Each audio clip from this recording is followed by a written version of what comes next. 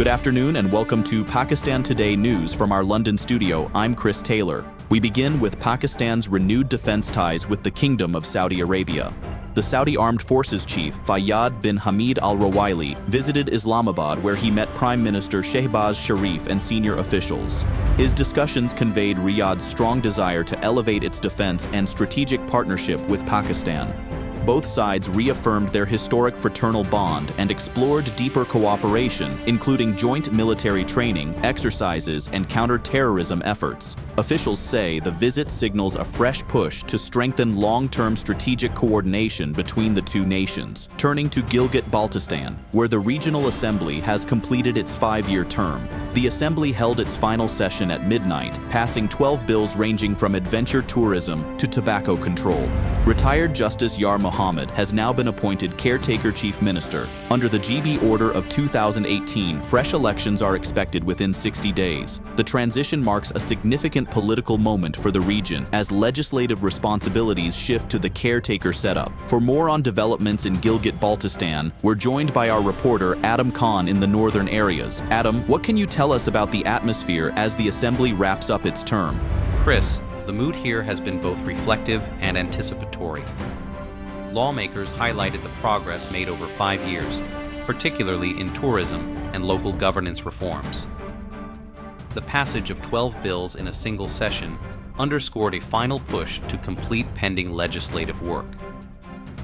Residents are now looking toward the caretaker administration to ensure a smooth lead-up to elections. Officials say preparations for the electoral process are already underway, with security and logistics being prioritized.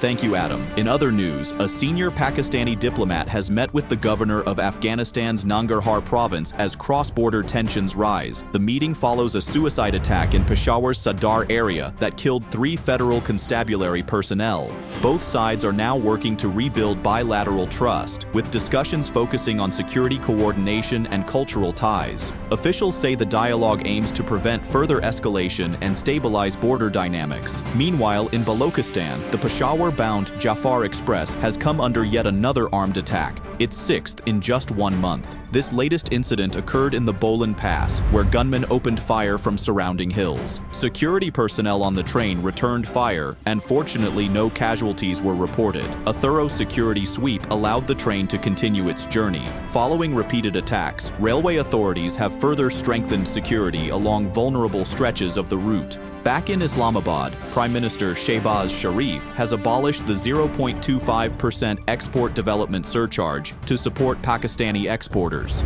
The decision came after the PM reviewed recommendations from a specially formed working group. He also ordered a revamp of the Trade Development Authority of Pakistan to boost export sector performance. Officials say the measures are aimed at improving Pakistan's competitiveness in global markets. Internationally, Chinese President Xi Jinping has stressed to U.S. President Donald Trump that Taiwan's return to China remains central to the post-World War II order. During a phone call, Xi noted that China and the United States once fought together against fascism and should now work jointly to preserve the legacy of that era. He said cooperation benefits both nations, while confrontation harms them, calling for positive momentum in bilateral ties. Beijing has reiterated that it has not ruled out the use of force to assert control over Taiwan, a stance firmly rejected by Taipei.